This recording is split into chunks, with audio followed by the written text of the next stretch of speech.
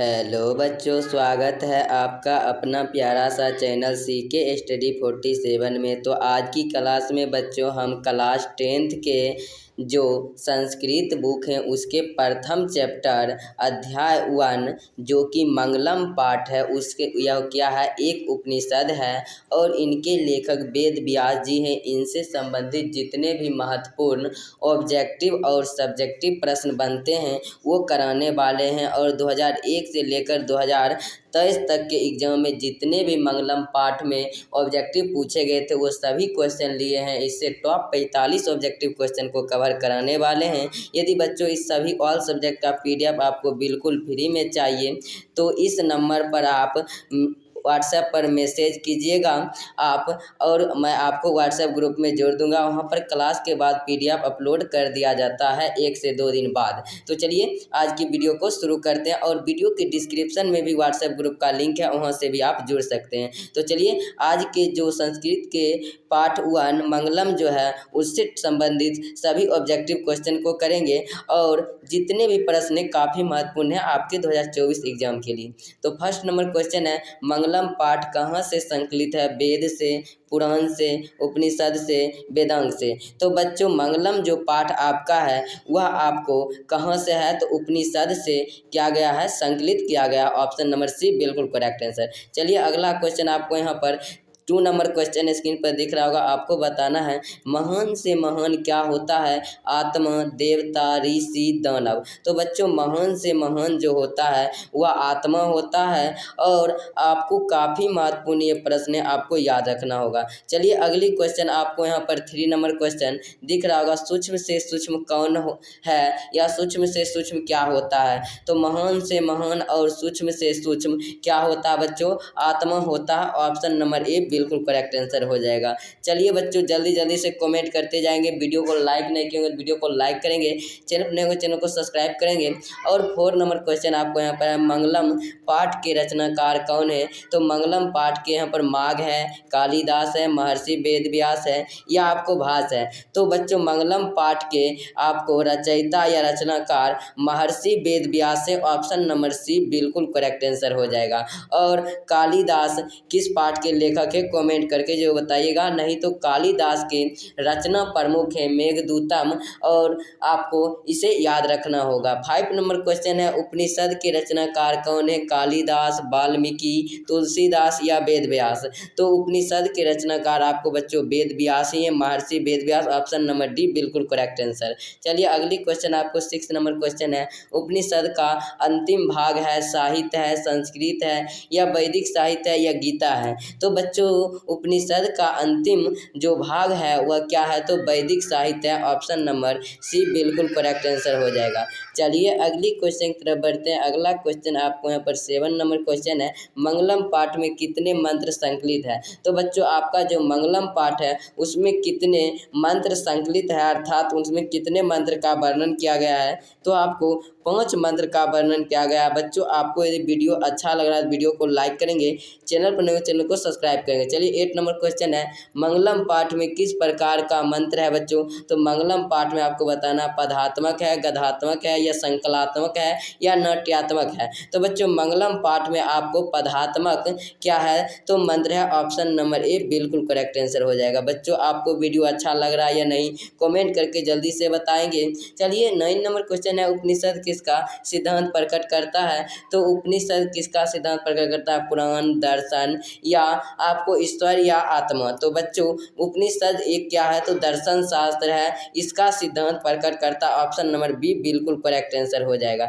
चलिए अगली क्वेश्चन की तरफ बढ़ते हैं। अगला क्वेश्चन आपको 10 नंबर क्वेश्चन है, बताना है किसे बस में नहीं किया जा सकता है? तो बच्चों आपको याद रखना होगा कि आपकी जो आत्मा है उन्हें बस में नहीं किया जा सकता है। ऑप्शन नंबर ए बिल्कुल करेक्ट आंसर हो जाएगा। चलिए अगली क्वेश्चन आपको 11 नंबर क्वेश्चन है, बताना है विद्वान शोक रहित होकर छोड़कर किसको देखता है? जो विद्वान लोग होते हैं वह अपने आप में शोक रहित होकर होकर किसको देखते हैं? तो आत्मा को, विद्या को, परमात्मा को, मानव को। तो वे लोग शोक रहित होकर परमात्मा को देखते हैं। ऑप्शन नंबर सी बिल्कुल करेक्ट आंसर। ये सभी क्वेश्चन बच्चों आपके 2001 से लेकर 2023 बिहार बोर्ड एग्जाम में पूछे गए हैं और आपके 2024 में भी पूछे जाने की संभावना है। तो चलिए 12 नंबर क्वेश्चन है, सत्य से किसका रास्ता प्रशस्त होता है? और यदि बच्चों आप सत्य पर चलेंगे तो आपका किसका रास्ता प्रशस्त होगा? तो आपका देवलोक का रास्ता प्रशस्त होगा,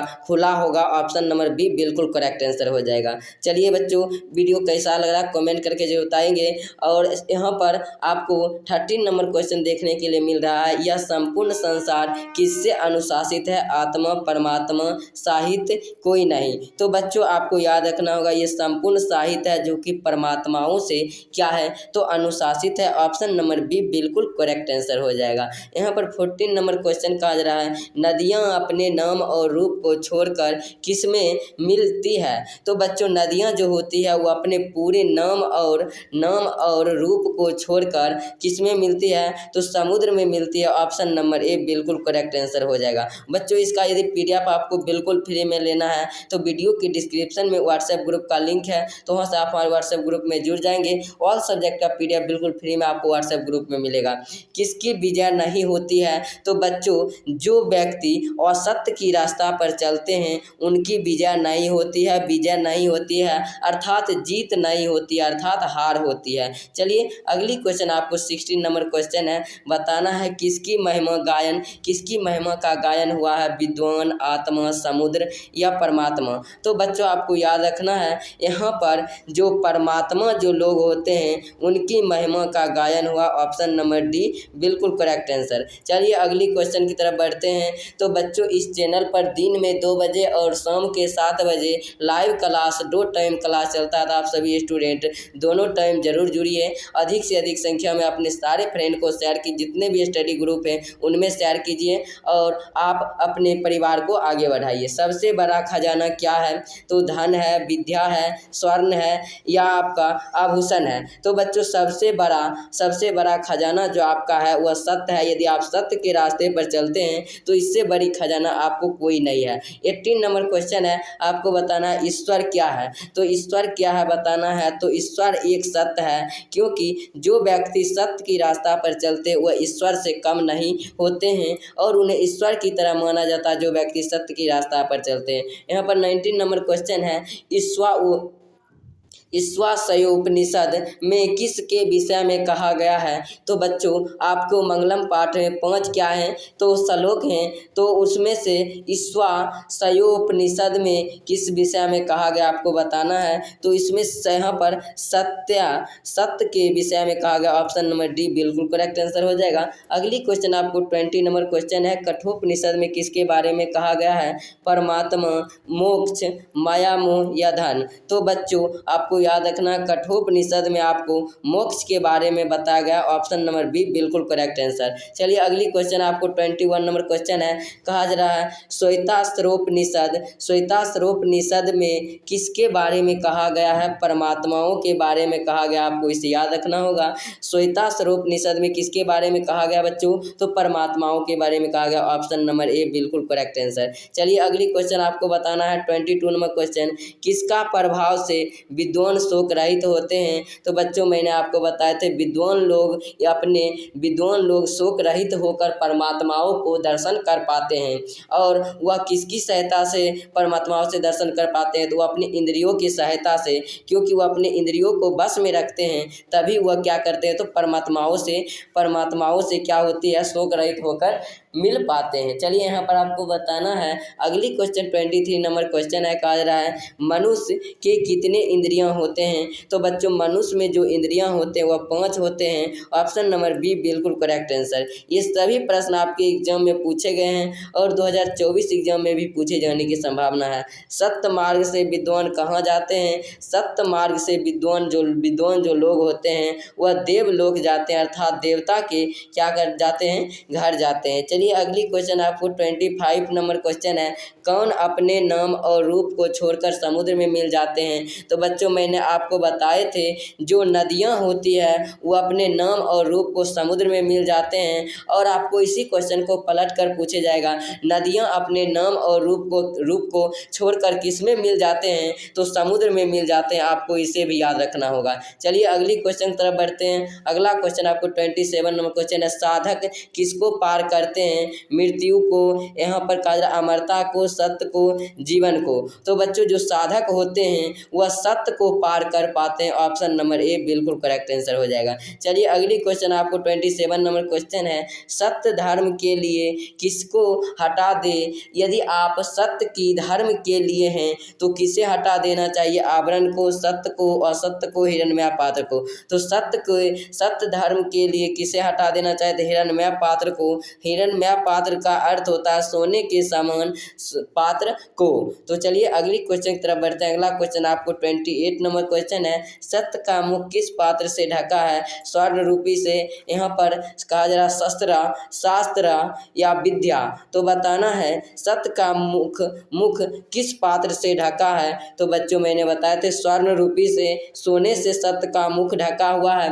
यहाँ पर स्वर्ण रूपी नहीं रहता, हिरण्मय पात्र रहता तो वो भी बिल्कुल करेक्ट आंसर होता, क्योंकि मैंने बताए थे हिरण्मय का अर्थ ही होता है सोने के समान पात्रों से पात्र। नदियाँ क्या छोड़कर समुद्र में मिल जाते हैं। तो बच्चों मैंने बताए थे नदियाँ अपने नाम और रूप को छोड़कर, नाम और रूप को छोड़कर क्या करते हैं, तो समुद्र में मिल जाते हैं। ऑप्शन नंबर बी बिल्कुल करेक्ट आंसर। चलिए अगली क्वेश्चन आपको 23 नंबर क्वेश्चन है, आपको बताना है कौन सा प्रश्न आपको काफ़ी दिक्कत दे रही है, उसको मैं सही करने का कोशिश करूंगा। प्राणियों के हृदय रूपी गुफा में कौन बंद है। तो प्राणी के जो हृदय है उनके गुफा में कौन बंद है, तो आत्मा है। ऑप्शन नंबर सी बिल्कुल करेक्ट आंसर हो जाएगा। तो बच्चों वीडियो कैसा लग रहा है कमेंट करके जरूर बताएंगे, और सभी क्वेश्चन का आप आंसर देने का चैट सेक्शन में कोशिश कीजिए, क्योंकि आप गलत भी आंसर देते हैं तो आप यदि सही हो जाता है तो वह सभी दिन के लिए याद रहता है। इसलिए आप सभी क्वेश्चन का आंसर दीजिएगा, और वीडियो को लाइक नहीं किए होंगे तो वीडियो को लाइक कर दीजिए बच्चों, और आप अपने सारे फ्रेंड को शेयर कीजिए, और जितने भी स्टडी ग्रुप है उनमें शेयर कर दीजिए। नदियाँ कहाँ जाकर मिलती है, तो सरोवर में, नदी में, समुद्र में, तालाब में। तो बच्चों नदियाँ कहाँ जाकर मिलती है, तो नदियाँ जो होती है वह समुद्र में जाकर मिलती है अपने नाम और रूप को छोड़कर। चलिए अगली क्वेश्चन आपको 32 नंबर क्वेश्चन है, किसकी जय होती है, क्रोध, मोह, सत्य या असत्य। तो बच्चों किसकी जय होती है, आप जानते होंगे जो सत्य की रास्ता पर बच्चों चलते हैं उनकी हमेशा क्या होती है, तो जय होती है अर्थात विजय होती है। और जो असत्य की रास्ता पर चलते हैं उनकी हमेशा हार होती है अर्थात असत्य होती है। किसका मुख सोने के पात्र से बंद है, तो बच्चों मैं आपको बता देना चाहता हूँ सत्य बोलने वाले जो व्यक्ति होते हैं उनका मुख सोने के समान पात्र से बंद है। ऑप्शन नंबर ए बिल्कुल करेक्ट आंसर हो जाएगा। अगली क्वेश्चन आपको 34 नंबर क्वेश्चन है, कह रहा ब्राह्मण का मुख किस से ढका है। तो ब्राह्मण का इस चैप्टर से 2 से 3 मार्क्स का आपका ऑब्जेक्टिव क्वेश्चन बच्चों पूछा जाता है, इसलिए आप जल्दी से इस क्वेश्चन को याद कर लीजिए और आप अपने एग्जाम के लिए 2 से 3 नंबर डन कर लीजिए। ब्राह्मण का मुख किससे ढका होता है, तो बच्चों मैंने बताए थे सोने के समान पात्र या हिरण्मय से, सोने से, या इसी को स्वर्ण लिखा जा सकता था तो स्वर्ण भी हो जाएगा। 35 नंबर क्वेश्चन है, बताना है विद्वान लोग अपना नाम छोड़कर किस में मिल जाते हैं। तो विद्वान लोग जो होते हैं वो अपना नाम छोड़कर परमात्माओं में मिल जाते हैं, और जो होते हैं नदी होते हैं वो अपनी नाम और रूप को छोड़कर किस में मिल जाते हैं, समुद्र में मिल जाते हैं। यहाँ पर 36 नंबर क्वेश्चन है, ऋषि लोग देवलोक की प्राप्ति के लिए किस मार्ग को अपनाते हैं। तो जितने भी ऋषि मुनि हैं उन्हें देवलोक की यदि प्राप्ति चाहिए तो वह किस मार्ग को अपनाते हैं, तो वह हमेशा सत्य मार्ग को अपनाते हैं, सत्य की रास्ता पर हमेशा चलते हैं, और वह क्या करते हैं, तो देवलोक को प्राप्त कर पाते हैं। 37 नंबर क्वेश्चन है, उपनिषद के अंतिम भाग में किसका सिद्धांत है। तो बच्चों बताना है उपनिषद के अंतिम भाग में किसका सिद्धांत है, तो दर्शन शास्त्र का सिद्धांत है। ऑप्शन नंबर ए बिल्कुल करेक्ट आंसर है। बच्चों आपको वीडियो कैसा लग रहा है कमेंट करके जरूर बताइएगा। और काफ़ी मेहनत के बाद आपके लिए आपके डिमांड पर आप बताए थे कि सर अभी तक संस्कृत का एक भी वीडियो नहीं हुआ है, इसलिए मैंने आज आपको वीडियो दे रहा हूँ। तो आप वीडियो को लाइक करें, अधिक से अधिक शेयर करें और वीडियो को फुल वाचिंग के साथ देखें। 38 नंबर क्वेश्चन है, आदित्य का पर्यायवाची क्या होता है? तो आदित्य का जो पर्यायवाची होता है सूर्य होता है। आपको इसे याद रखना। ऑप्शन नंबर सी बिल्कुल करेक्ट आंसर। चलिए अगली क्वेश्चन आपको 39 नंबर क्वेश्चन है, वेद के कितने प्रकार हैं? तो बच्चों आपको याद रखना होगा, वेद के 4 प्रकार होते हैं। कौन कौन से? ऋग्वेद होते हैं और होते हैं ऋग्वेद, अथर्ववेद, यजुर्वेद, सामवेद। आपको इसे याद रखना होगा। ऋग्वेद कितने होते हैं? 4 होते हैं। और वेदांग की संख्या कितनी होती है? वेदांग की संख्या जो बच्चे होती है वह 6 होती है। कौन कौन? तो शिक्षा, कल्प, ज्योतिष, निरुक्त, छंद, व्याकरण। नोट डाउन कीजिएगा, शिक्षा, कल्प, ज्योतिष, निरुक्त, छंद और व्याकरण, ये 6 वेदांग होते हैं। और वेदांग की संख्या कितनी होती है? 6। आपको इसे याद रखना, काफ़ी महत्वपूर्ण क्वेश्चन है। 41 नंबर क्वेश्चन है, वेद के रचनाकार कौन है? तो बच्चों वेद जो हैं, वेद 4 प्रकार के होते हैं और उनके रचनाकार वेद व्यास जी हैं, अर्थात उन्हें ही महर्षि वेद व्यास कहा था। ऑप्शन नंबर ए बिल्कुल करेक्ट आंसर। चलिए अगली क्वेश्चन आपको 42 नंबर क्वेश्चन है, पुराण के रचनाकार कौन है? तो पुराण के रचनाकार आपको बताना है। तो बच्चों सबसे पहले आपको बता देना चाहता हूँ, ये जो पुराण है, पुराण की संख्या 18 है और इनके रचनाकार भी हैं।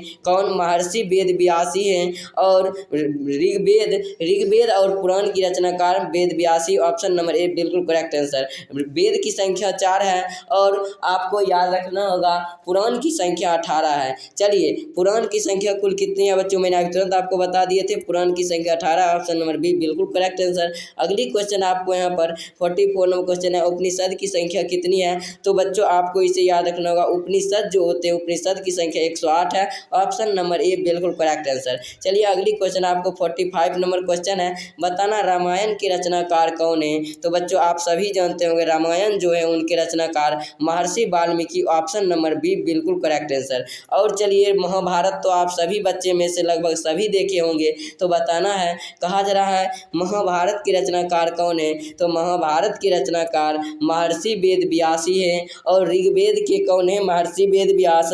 और आपको ये बताना है अगली क्वेश्चन आपको बताना नहीं है, आपको यहाँ पर देख लीजिए, महत्वपूर्ण प्रश्न उत्तर 2024 जो मंगलम पाठ है उसके ऑब्जेक्टिव और सब्जेक्टिव सभी प्रश्न को एक ही चैप्टर में कवर करने का कोशिश किया गया है।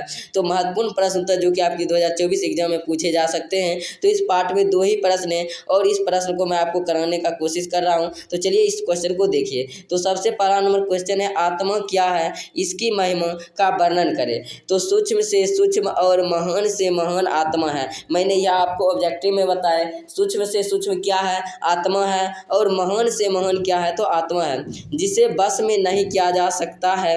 इसे आप कर लीजिएगा, इसे इंद्रियों के प्रभाव से विद्वान लोग शोक रहित होकर उस श्रेष्ठ परमात्माओं को देख पाते हैं। तो मैंने बताए थे कि आत्मा जो होते हैं वह सूक्ष्म से सूक्ष्म और महान से महान होते हैं, इन्हें कभी भी बस में नहीं किया जा सकता है। और विद्वान लोग इन्हें शोक रहित होकर क्या करते हैं? तो होकर उस श्रेष्ठ परमात्माओं को देख पाते हैं और उनसे क्या करते हैं? तो उनसे बातें कर पाते हैं। 2 नंबर क्वेश्चन है, सत्य का स्वरूप क्या है? तो बच्चों आप यदि सत्य बोलते हैं तो आपका स्वरूप क्या है आपको बताना होगा। तो चलिए इसके आंसर को देखते हैं। तो सत्य की जीत होती है। आप यदि बच्चों सत्य की रास्ता पर चलोगे तो आपका हमेशा जीत होगी, झूठ की नहीं। झूठ की कभी भी जीत नहीं होती है। 1-2 बार हो भी जाती है तो वह आगे आकर एक बहुत अच्छी कड़वी झूठ के रूप में लिखा जाता है कि सच ये था और झूठ ये है। तो सत्य अगला है, सत्य के कारण से ही देवलोक का रास्ता प्राप्त होता है। यदि आप सत्य की रास्ता पर चलोगे बच्चों तो देव की रास्ता आपका क्या होगा? प्रस्त होगा। आप इसे याद रखिएगा। उसे देवलोक की प्राप्ति हेतु ऋषि लोग उस सत्य की प्राप्ति करते हैं जहाँ सबसे बड़ा खजाना है। तो सत्य के प्राप्ति के लिए देवलोक की प्राप्ति के लिए जो ऋषि लोग होते हैं वह सत्य प्राप्ति अर्थात सत्य बोलने की रास्ता को चुनते हैं जहाँ पर सबसे बड़ा खजाना होता है। उम्मीद करता हूँ बच्चों यह वीडियो आपको काफ़ी अच्छा लगा होगा। कैसा वीडियो लगा कमेंट करके ज़रूर बताइएगा। बच्चों आपके लिए मैं काफ़ी मेहनत कर रहा हूँ, तो आप भी हमारे लिए एक लाइक तो दे सकते हैं। एक लाइक और एक कमेंट जरूर कीजिएगा प्लीज़ बच्चों। आज का वीडियो कैसा लगा? Thank you. जय हिंद, जय भारत। हंसते रहे, मुस्कुराते रहे, स्वस्थ रहे और मन से तैयारी करेंगे। उम्मीद करता हूँ कि आप 2024 एग्जाम में 450 प्लस अंक लाने के उद्देश्य से पढ़ रहे होंगे। Thank you. जय हिंद, जय भारत।